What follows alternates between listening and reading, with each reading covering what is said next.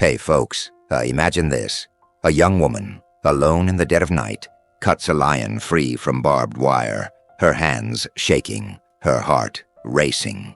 And what that lion does next, it's going to leave you absolutely speechless. Welcome to He Freed a Lion from Barbed Wire. What the lions do next will leave you speechless. A story so wild, so raw, you'll be on the edge of your seat wondering, what could a lion possibly do to turn this moment upside down? Stick with me, because we're diving straight into the heart of it right now. We're in Kruger National Park, South Africa, July 2025. Peak dry season. Picture a land baked under a relentless sun, where the air's so dry it stings your throat, and the ground's cracked like an old leather boot. The trees are bare, skeletal, stretching across miles of bush and grassland. It's 90 degrees Fahrenheit by noon, and the humidity's down to nothing. Just 10%, according to the weather folks. This is a place where survival's a daily fight, where every blade of grass whispers tales of life and death. And in the middle of it all is Lerato, a 28-year-old research intern with a dream bigger than the plains she walks. Lerato's not your average gal. She's from a tiny village on Kruger's edge. Think dirt roads, tin shacks, and a community where most folks scrape by on less than $2 a day. Her mom, Naledi, raised her solo, scrubbing floors in town to keep them fed. I can still see little Lerato, maybe 8 years old, sitting on a rickety porch under a sky full of stars, hearing lions roar in the distance. She'd tug at her mom's sleeve and say, "Mama, I'm gonna work with those lions someday. I'm gonna make us proud." Naledi'd just smile, worn out, but hopeful, and say, "You keep dreaming, baby girl." Lerato did more than dream. She clawed her way through school, won a scholarship to college, and landed this internship at Kruger. Her mission? Study lion behavior, write a killer thesis, and score a job to lift her mom out of that hard life. Now, let me paint you a picture of Lerato. She's got this quiet fire, smart as a whip, with a heart that feels everything. She's out there every day in her beat-up hiking boots, clipboard in hand, tracking prides across the park. But it's not all sunshine and roses. Her boss, Mark, a grizzled guy pushing 50, thinks she's too soft for this gig. "Lions don't care about your feelings, Lerato." He'd snap. "Stick to the data." She'd nod. But inside, she's thinking, this isn't just numbers. It's about understanding them, connecting with them. And ladies, doesn't that hit home? How many times have you been told to toughen up when all you're doing is caring a little deeper than most? So one night, Lerato's at the research station, a creaky little cabin surrounded by thorny scrub, miles from anywhere. It's past midnight, the stars blazing like diamonds, and the silence is heavy, almost too heavy. Then it happens. A sound cuts through the dark. A low, ragged roar, not the proud kind you hear in movies, but a cry that chills your bones. It's weak, broken, like something's hurting bad out there. Lerato sits up, grabs her flashlight. Park rules say no solo night trips. Too risky with lions, leopards, you name it. But that roar, it's pulling her, tugging at something deep inside. She thinks, what if it's dying? What if I'm the only one who can help? She steps out, the night air cool against her skin. Maybe 60 degrees now. The flashlight beam dances over the dry ground as she moves, heart thumping like a drum. She's not armed, just her light, a pair of wire cutters, and a water bottle in her pack. She walks a half mile, dodging bushes, her boots crunching on brittle twigs. That roar comes again, closer now, guiding her through the shadows. And then she sees it. Him, a young male lion, maybe 3 years old, his golden mane patchy from a tough life on his own. He's tangled in barbed wire, old rusted stuff, the kind poachers leave behind or ranchers ditch when they move on. It's wrapped tight around his chest and front leg, cutting deep. The dirt's dark with blood, maybe a pint's worth. But I won't linger on that. YouTube's got rules, and we're here for the heart of this, not the gore. Lerato stops, 10 feet away, her breath catching. This lion, he's big, over 400 pounds, but right now, he's helpless. He growls, low and weak, his eyes locking on hers. They're wide, scared, almost pleading. She could turn back, radio for help, but it's 2 a.m. No one's coming fast enough. She kneels, whispers, "Hey, big guy, I'm not your enemy." Her hands tremble as she pulls out the wire cutters. She's thinking about her mom, about every time she pushed through fear to make it this far. "You're not dying on me," she says, inching closer. She starts cutting, snip, snip, each sound sharp in the quiet. Wire stubborn, digging into her palms through her gloves, but she keeps going. Sweat beads on her forehead, her arms ache, and the lion, let's call him Simba, after the Swahili word for lion, watches her, too weak to fight. It takes over an hour, her flashlight battery fading, but finally the last strand falls. Simba's free. His chest heaves, blood streaking his fur, but he's alive. Lerato pours her water over his wounds, half a liter, all she's got, then rips a sleeve off her shirt, ties it around his leg. It's rough, makeshift, but it'll hold. She steps back, exhausted, and says, "Go on, Simba. You're free now." He struggles up, wobbly on 3 legs, and turns to her. For a second, their eyes meet, hers brown and fierce, his golden and grateful. Then he limps off, vanishing into the bush. Lerato sits there, alone under the stars, her shirt torn, hands scratched, wondering, did I just change his life or mine? Now let's talk real quick. Ever heard of Christian the Lion? Back in the 70s, 2 guys in London bought a cub, raised him, then set him free in Africa. Years later they found him, and he ran to them, hugged them like an old friend. That's the kind of bond Lerato's starting here. I've seen it myself. My old dog, Max, once pulled me from a frozen lake when I was a kid. Animals know, folks. They feel gratitude deeper than we give them credit for. So, ladies out there, moms, sisters, dreamers, have you ever taken a chance like Lerato? Maybe saved a stray, stood up for someone hurting? Hit the comments. I want to hear your stories. Because this isn't just about a lion. It's about us, about courage, about heart. And trust me, what Simba does next, it's going to break you wide open. Stay with me. Lerato's back at her rickety station, folks. That night with Simba still blazing in her mind like a wildfire that won't quit. She's sitting there, scratched up from head to toe, her shirt torn where she ripped it for his bandage, staring at the wall like it's got answers. She's tired. Bone deep tired. But there's this spark in her chest she can't shake. This feeling that she's started something big. She's not about to let it slip away, so she decides to track him. Grabs a spare GPS collar from her cluttered desk, a little black box no bigger than a baseball, and heads out at first light.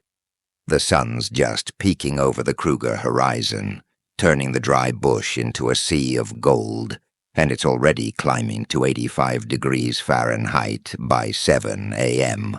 She finds Simba a good mile out from the station, slumped under an acacia tree, his leg still wrapped in her sleeve, now crusted with dirt and blood. He's groggy, breathing shallow, but those golden eyes flicker when she kneels nearby. She snaps the collar on, quick, quiet, and whispers, "I'm not losing you now, buddy." Over the next week, she's glued to her laptop, watching that little red dot, Simba's signal, bounce around the park. She's barely sleeping, maybe 3 hours a night, living on instant coffee and adrenaline. And then she sees it. He's not alone anymore. Simba's hooked up with a small pride, 3 females thin as rails, and 4 cubs, all scrappy little things with ribs poking through their patchy fur. They're outcasts, pushed to the edges of Kruger by bigger, tougher prides that rule the prime hunting grounds. Lerato names them the Pride of the Lost, and folks, that name sticks in her throat like a promise. She's falling for them hard. Simba's got this limp, sure, but he's stepping up, leading these misfits like he's got something to prove.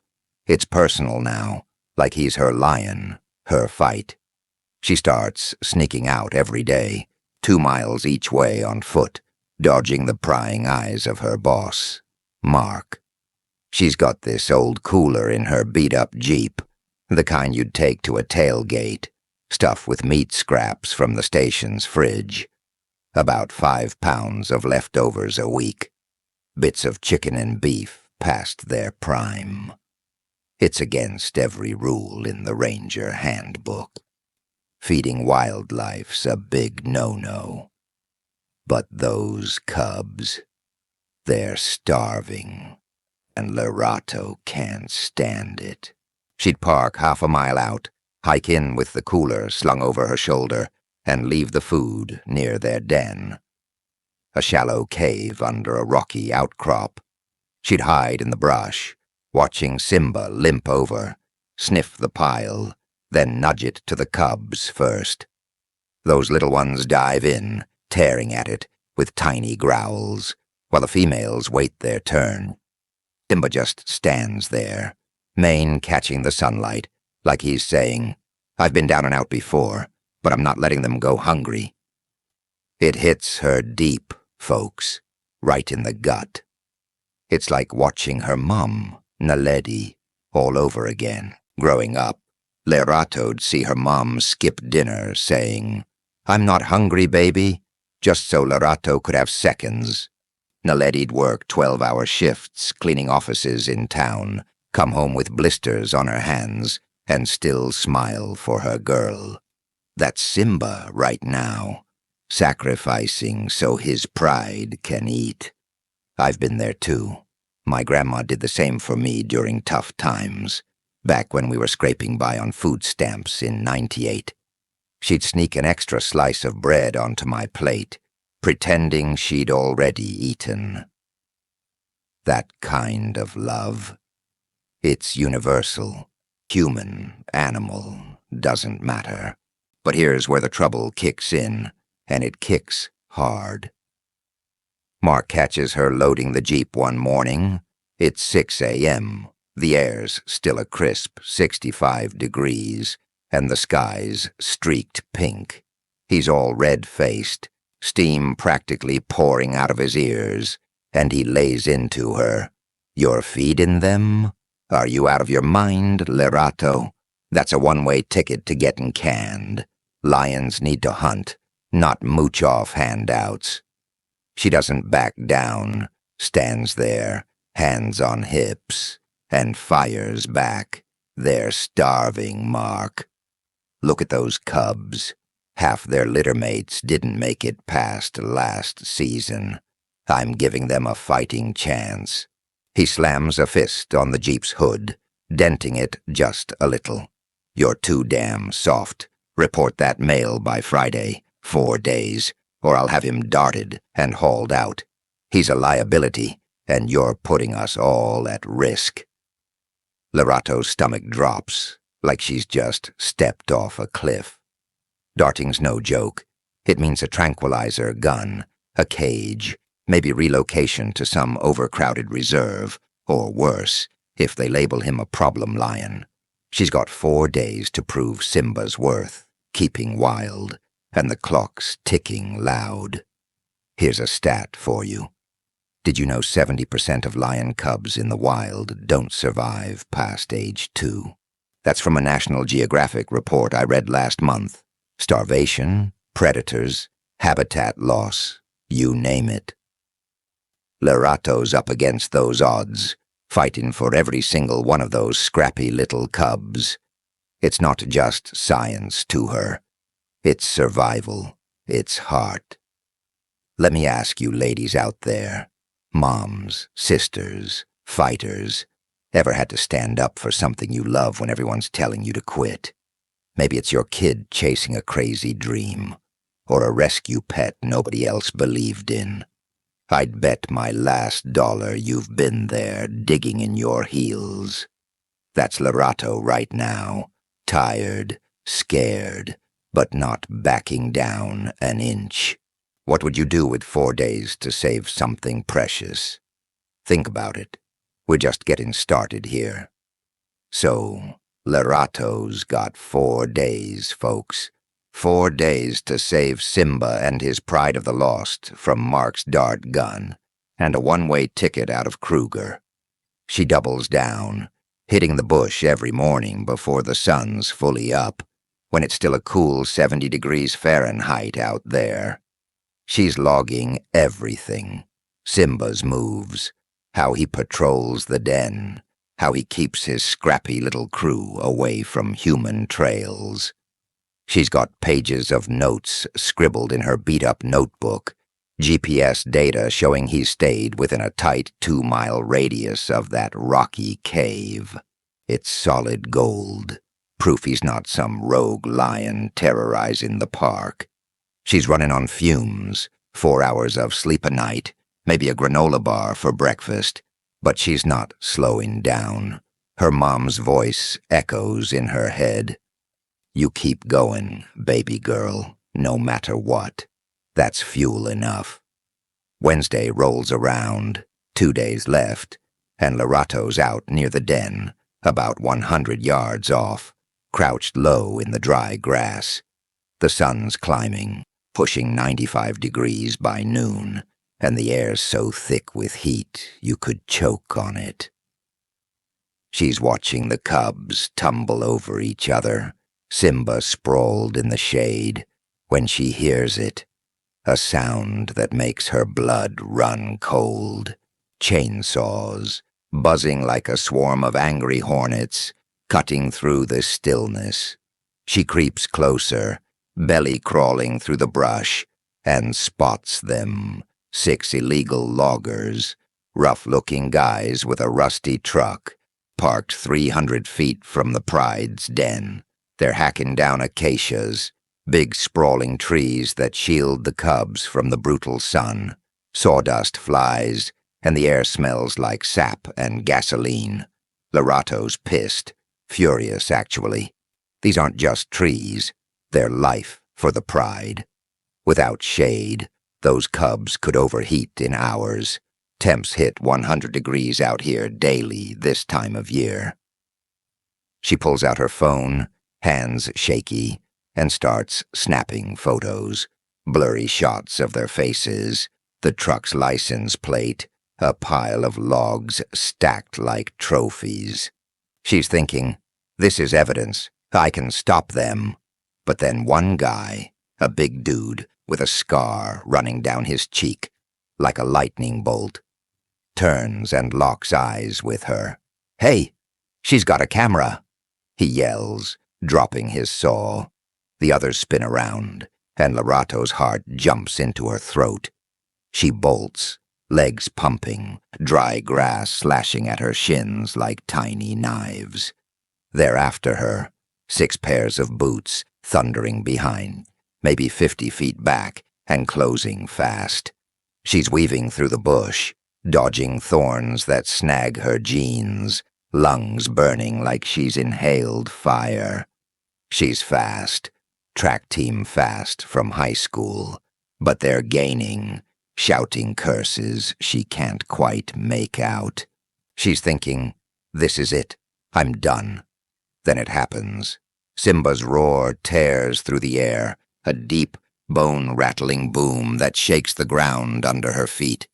She ducks behind a boulder, gasping, and peeks out. There he is, Simba, up on a ridge, mane glowing like a crown in the sunlight, staring those loggers down. He's 400 pounds of pure muscle, pacing slow, growling low, a living wall between her and them. The scarred guy freezes, his buddies stumbling to a halt. Forget it, he mutters, spitting into the dirt. Lion's not worth the hassle. They pile into the truck, tires kicking up a cloud of dust as they peel out. Lerato's shaking, knees weak, adrenaline pumping through her like a freight train, but she's alive. Simba turns, locks eyes with her for a heartbeat, like he's saying, "You're safe now," then slips back toward the den, his limp barely slowing him. She sits there, catching her breath, hands pressed into the warm earth, thinking, he didn't just save me, he saved us. I've got a story for you folks. Back in 2019, a ranger in Yellowstone had a run-in with poachers. They chased him half a mile, guns drawn, until a grizzly bear, yep, a grizzly, barreled out of the trees and sent them running. True story. Saw it on a PBS special last year. Nature's got a way of stepping in when you least expect it, just like Simba did. Makes you wonder, doesn't it? Animals aren't just instinct. They've got soul, loyalty we humans could learn from. Lerato stumbles back to the station, photos clutched in her sweaty hand, and shoves them at Mark. Look at this. He protected me. He's not a threat. He's a guardian. Mark's jaw tightens, eyes narrowing as he flips through the shots. Fine, he grunts. One more day, but if he steps out of line, he's gone. I mean it. Lerato nods, but her stomach's churning like a storm's brewing inside her. She's bought 24 hours, but those loggers, they're not done. Greed doesn't quit that easy. I've seen it. Loggers in Oregon back in 2022 clear-cut 1,500 acres of protected forest, displaced everything from deer to owls. Fines didn't stop them. They just moved deeper. Lerato's up against that same monster now, and it's getting personal. What about you, ladies? Ever had a moment where someone, or something, stood up for you when the chips were down? Maybe a friend, a pet, even a stranger. Drop it in the comments. I'm dying to hear. Because Simba's out there, risking it all for Lerato, and that's the kind of bond that keeps you going when the world's falling apart. Thursday night crashes in, folks, and Kruger's sitting on a razor's edge. Lerato's at her desk, hunched over her laptop, the screen's glow cutting through the dark. She's crunching data like her life depends on it, because it kind of does. Simba's GPS dot hasn't budged outside that 2-mile radius, and her notes are airtight. No human conflicts, just a lion keeping his pride alive. She's typed up a 10-page report for Mark, single-spaced, hands cramped from writing, proving they deserve to stay wild. It's 11 p.m. The air's heavy with heat even at 80 degrees Fahrenheit, and she's nodding off, head dipping toward the keyboard. Then she smells it. Smoke, sharp and bitter, seeping through the cracked window like an uninvited guest. She jolts up, grabs her binoculars, and scrambles onto the station roof, barely 10 feet off the ground, but enough to see the horizon. There's a glow southwest, maybe 3 miles out, flickering like a devil's grin. It's spreading fast, too fast. She squints, heart sinking. The loggers' camp. Those reckless fools left a fire unattended, probably a cigarette or a cook stove, and now it's a beast, chewing through the dry bush at 10 feet a second. That's no campfire. This is a wildfire, the kind that turns forests to ash in hours. She radios Mark, voice tight. "Fire's coming. Get the main camp out now." He's barking orders on the other end, evacuating rangers and tourists 5 miles north. But Lerato's eyes are locked on her screen. Simba's dot, blinking red, smack in the fire's path. The Pride of the Lost is huddled in a dry riverbed 2 miles from her station, too close to the flames, too far to wait for help. She grabs her gear, flashlight, a liter of water in a scratched-up bottle, a machete with a chipped blade, and bolts out the door. No jeep, too slow through the tangled scrub. She's running, boots pounding the cracked earth, the heat hitting her like a slap, 100 degrees near the fire line. Smoke stinging her eyes like 1,000 tiny wasps. She's coughing already, lungs screaming, but she finds them. Cubs whimpering in the riverbed, females pacing tight circles, Simba snarling at the orange wall, creeping closer.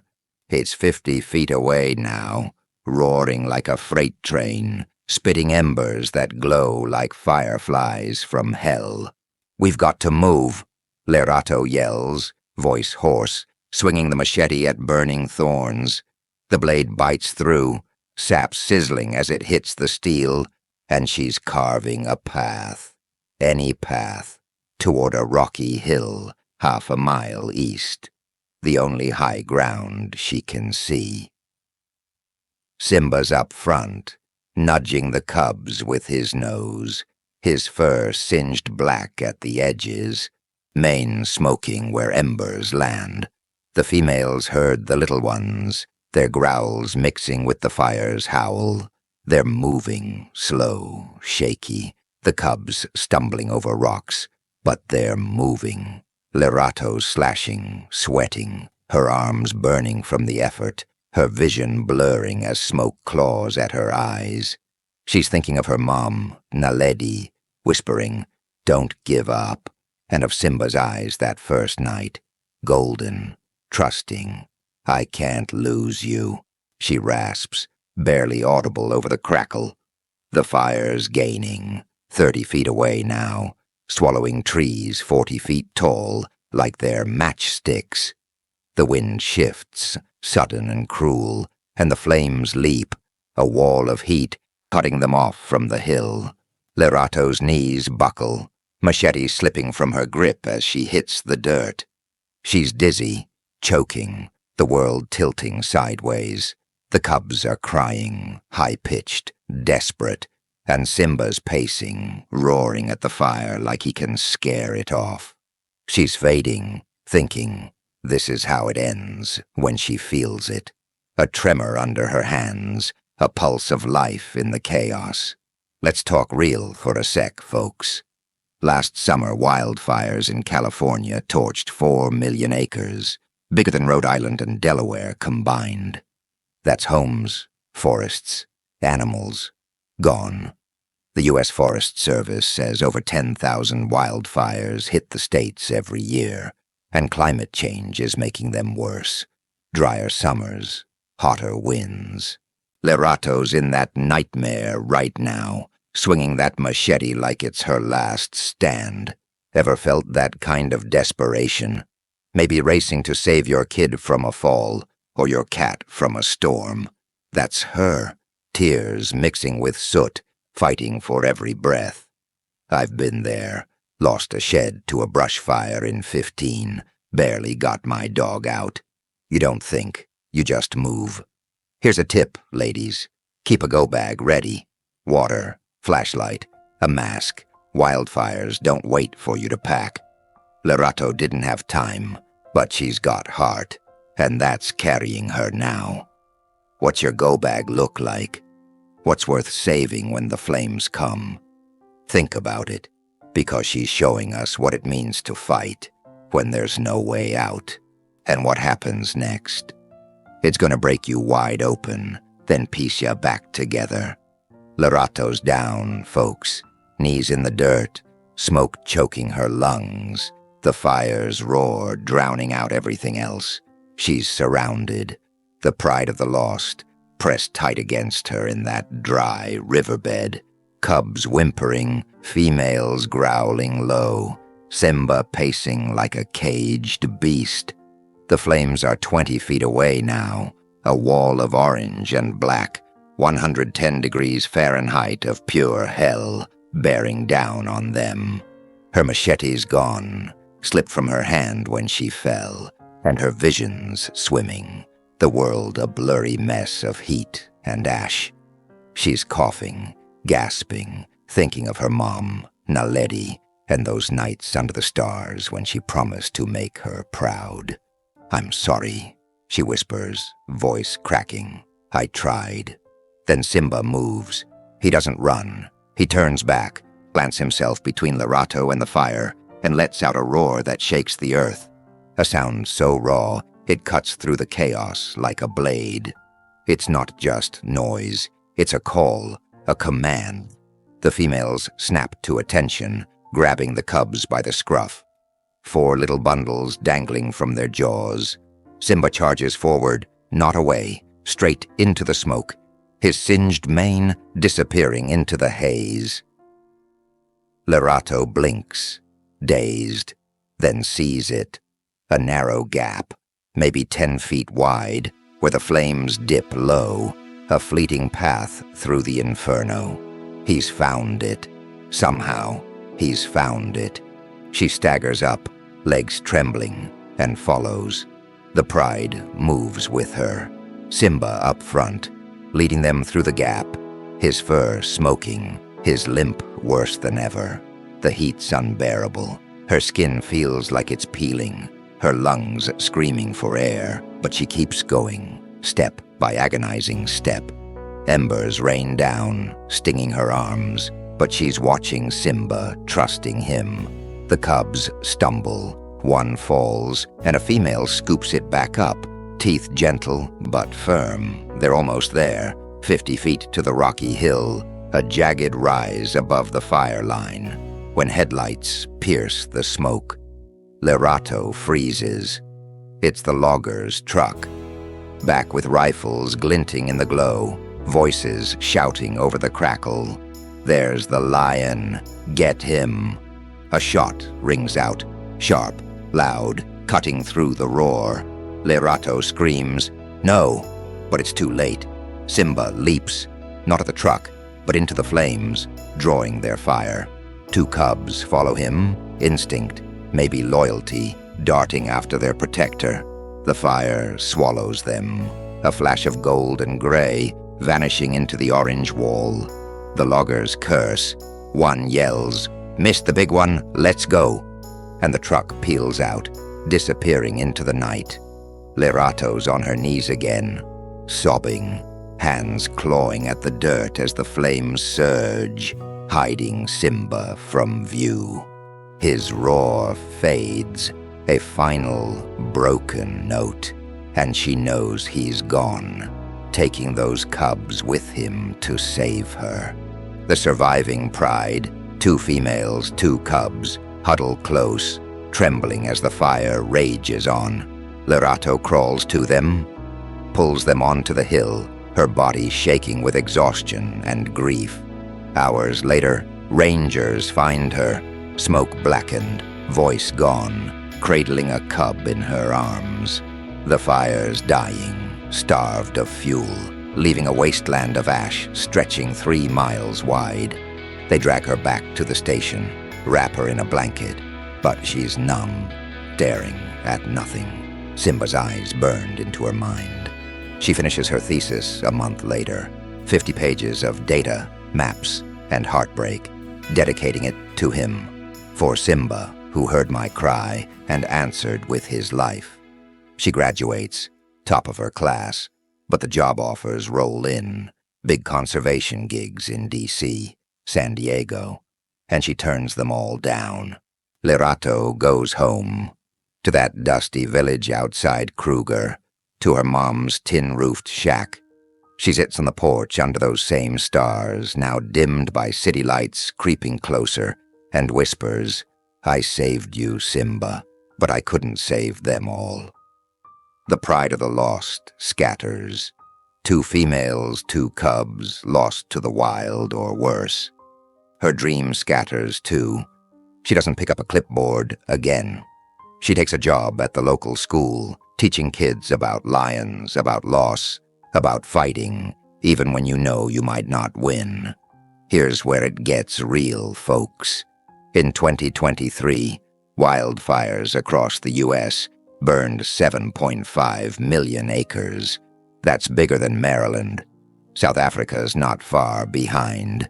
Kruger's lost thousands of acres this decade alone.